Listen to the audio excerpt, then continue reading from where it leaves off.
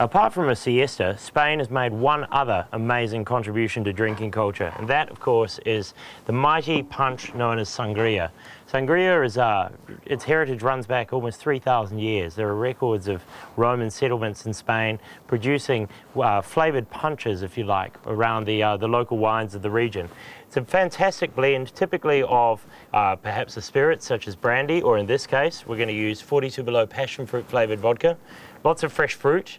The local wine, in this case we're using a local New Zealand rosé, and then you could use either, say, soda water, champagne, or in this case we're going to use a little bit of dry lemonade, just to make a really, really light, sort of summery version of a passion sangria. So we've got a whole lot of nectarines sitting in there. Nectarines are incredibly easy to prepare. Just give it a quick twist like that, then using either a knife or your thumb, depending on how robust the nectarine in question is. Just give that a little shave and pop that out. Then you've got two halves which are very, very easy to chop, like so. Just slice these down here. Now, a good sangria you want to sit for at least an hour, ideally as long as possible. It's very, very easy to make. Basically, all you do is we're just going to cover it with a little bit of alcohol, and we want the juicy flavours from those nectarines to actually come out into the drink. Okay. Now, I've got a 750ml or 75 centilitre bottle of wine, so I want about half as much vodka to rosé, if I can help it. It's about perfect.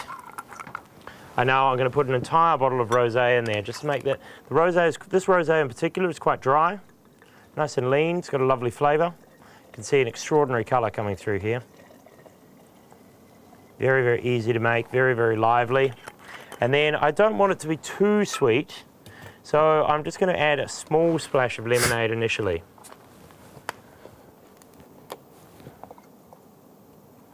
To be nice and light, nice and dry. Nectarines are going to sit in there and produce a really, really nice, lively sort of almost fruit flavour. Peaches would work just as well. Whatever you have to happen sort of lying around, chunks of the very freshest watermelon, cherries, raspberries, all sorts of ingredients work incredibly well. Now just sort of give this a twist. Now the nectarine initially, it's not a very forgiving version of the peach initially, but as it sits in here, the juicy flavours and that really unusual nectarine flavour are going to start coming out into the drink itself.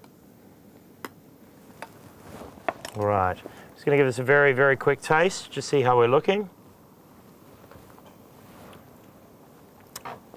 It's tasting delicious, in fact almost slightly too dry, so I'm just going to add a small splash of simple or sugar syrup. And then a little more lemonade.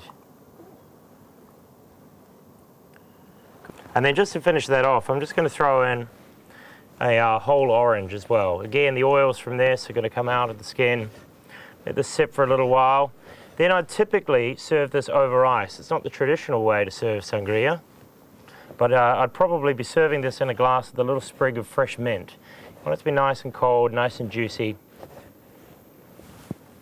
There we are. So that's sitting there, about as full as that jug can possibly get. I'm going to typically leave this ideally in a cool place or in the refrigerator for about 2 hours, and then that'll be ready to go. The bubbles from the lemonade have left slightly, and you'll tend to find that it's softened and it's become a really, really easy, delicious drink. So nectarine and passion sangria.